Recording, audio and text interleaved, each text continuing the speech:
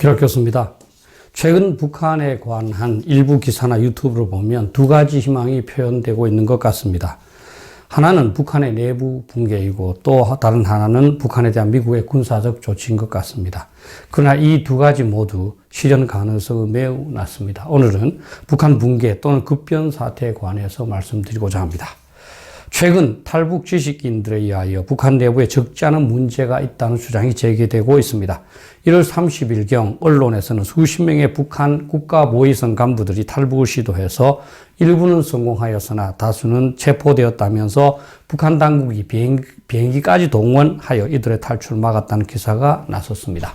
언 탈북 지식인은 유튜브를 통하여 김정은이 심력을 기울여 건설한 후 4,000명의 정예 주민을 선발하여 이주시킨 백두산 삼지연시에서 주민들이 대거 탈출했다고 하고 환경부도 청신의 김책제철소가 가동을 중단하였으며 북한의 외교관들이 다른 국가로부터 뇌물을 받은 사건이 발각되어 외무상이 리선권으로 교체되었다고 보도하기도 했습니다. 북한의 핵무기 개발로 유엔의 경제 제재가 수년간 지속되고 있고 북한의 통치 체제나 구조가 문제가 많아서 북한 정치에 불안 요소가 증대된 것은 사실인 것 같습니다. 그러나 북한에 대한 정보의 정확성을 판단하기가 어렵고 과장된 부분도 없지 않다고 봅니다. 그리고 일부 불안 사태가 존재하더라도 그것이 북한 체제 전체를 흔들 정도라고 단정하기는 어렵다고 봅니다. 1990년대 중반에 한국에서는 북한에서 갑작스러운 병고가 나는 급변 사태, 영어로 North Korea Collapse 라는 문제가 상당히 활발하게 논의되었고 군 차원에서 대비 계획까지 수립하였습니다. 1994년 김일성이 사망하고 1995년 홍수가 나서 대규모 피해를 입자 주한미군에서 이의 가능성을 제기한 겁니다. 당시 주한미군 및 한미연합사 근속으로 근무하던 콜린즈 박사가 만든 시나리오였는데요. 이 사람은 제가 한미연합사에서 함께 근무했고 지금 또 한국에 살고 있지만 지병으로 고생하고 있습니다.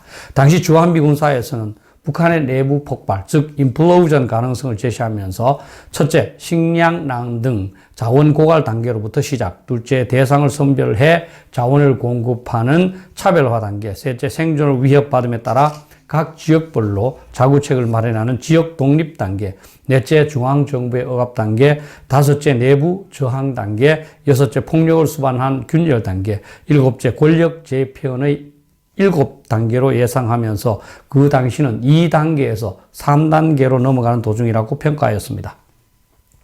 당시 주한미군 사령관 겸 한미연합사령관이었던 럭 대장은 1996년 3월 미 의회 증언에서 북한의 붕괴는 그 여부, whether가 아니라 어떻게, how와 언제, when의 문제일 뿐이라고 말하기도 했습니다.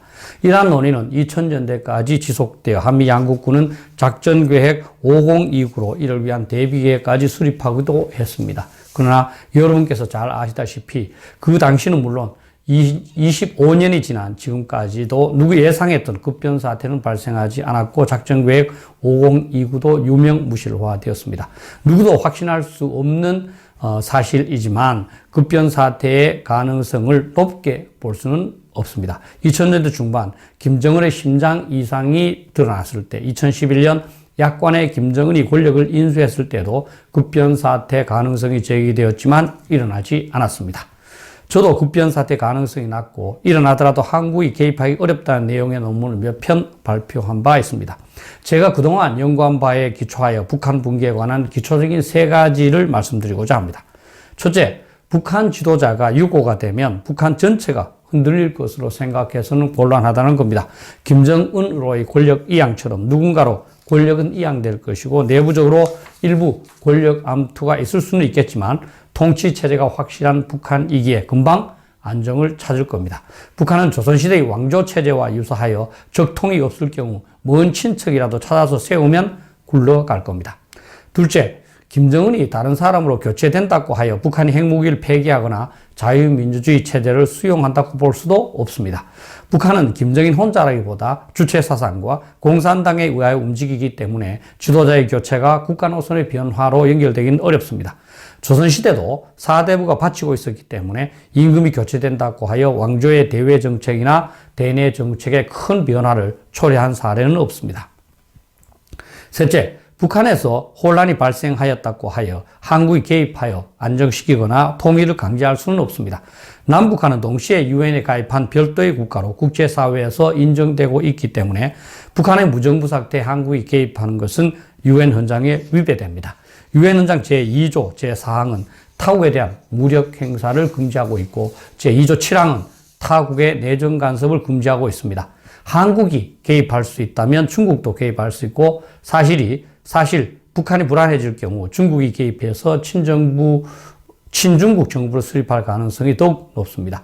북한의 지도층이 요청할 경우 한국이 개입할 수 있겠지만 현실적으로 그들은 중국이나 러시아의 지원을 요청할 겁니다. 북한 핵 문제 해결도 난망하고 분단 상태를 지속하는 것이 너무나 답답하여 북한에서 어떤 변화가 발생하고 그것이 현 상황을 180도로 전환시켜 주기를 바라는 마음은 충분히 이해합니다. 저도 그러한 기대를 일부 갖고 있습니다. 그러나 현실적으로 분석해보면 북한의 붕괴로 인한 변화의 가능성은 크지 않습니다. 오히려 북한의 정치가 불안해지면 내부 결속을 위하여 대남 도발을 감행할 가능성이 높습니다. 힘들고 답답하지만 한국은 북한의 핵 위협을 억제할 수 있는 제반 대책을 강구한 상태에서 북한 스스로에 의하든 아니면 누구도 예측하지 못하는 국제정세 변화에 의하든 북한이 핵무기를 포기하면서 자유민주주의 체제를 선택하게 되는 상황이 도래하기를 기다리는 수밖에 없다고 봅니다. 지루한 시간의 싸움을 이겨내야 합니다. 이러한 점에서 정부는 우선 북한이 어떤 도발을 감행하더라도 국민을 보호할 수 있는 철저한 대책을 강구하는 데 만전을 기해야 합니다. 또한 북한이 도발할 경우 한미가 단호하게 반격하여 북한을 붕괴시킬 수도 있다는 점을 북한에게 깨닫도록 하여 감히 도발을 마음먹지 못하도록 해야 합니다. 이러한 점에서 세계에서 가장 강력한 국력과 영향력을 가진 미국과의 동맹은 행운이고 이것을 계속 강화해 나가는 것이 우리의 안전과 한반도의 평화를 위하여 가장 중요하다고 봅니다. 동시에 북한을 자유민주주의 사회로 변화시키기 위한 건설적이면서도 유효한 정책을 지속적으로 강구해 나가야 할 겁니다. 감사합니다.